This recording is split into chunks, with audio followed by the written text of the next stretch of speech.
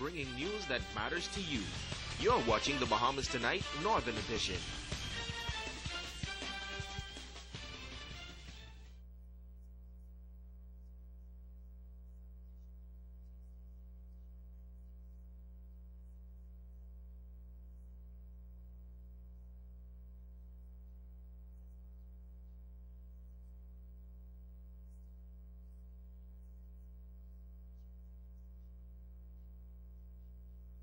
They were informed about communication with the police.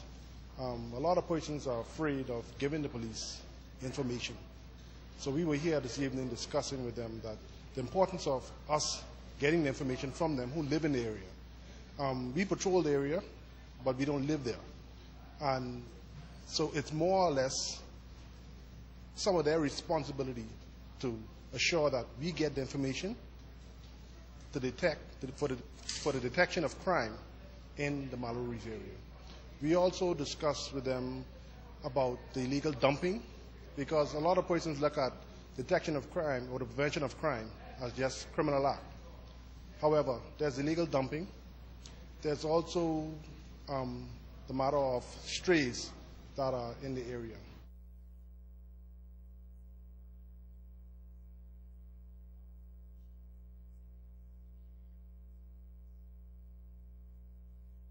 Concern in Marble Reef really is to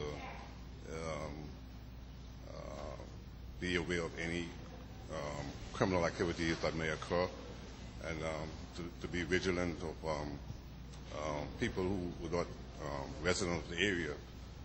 Also, stray dogs that may be prevalent in the area, things of that nature.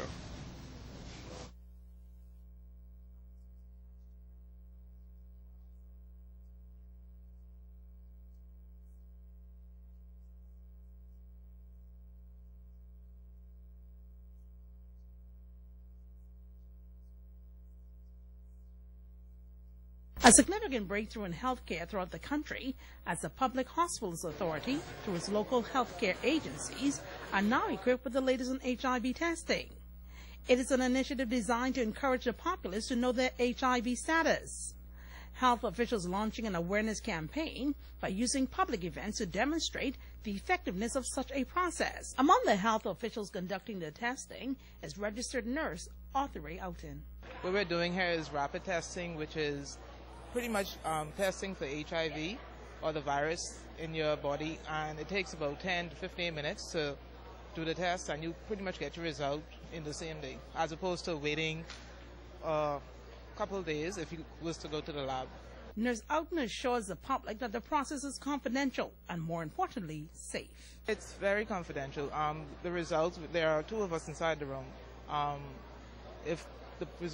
We give the results there and there, and the persons that's getting the results, they're one-to-one with us, as opposed to being in a group setting and everyone pretty much knowing your business. HIV testing is not the only ongoing health initiative. Immunization is another vital health-related program, she says. Nurse Tiffany Seymour explains. This is an opportunity you can use. They can come out before 5 today and have their immunizations done. How important is immunization? It's very important because illness is just a plane ride away. People bring all sorts of things into the country as we are a tourist destination, and the worst thing to happen is to get something that could be prevented.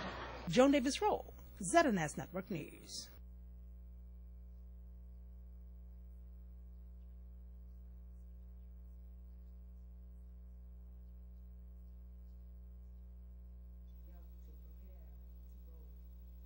She's the third student and first female on Grand Bahama to receive the Bahamas All-Merit Scholarship.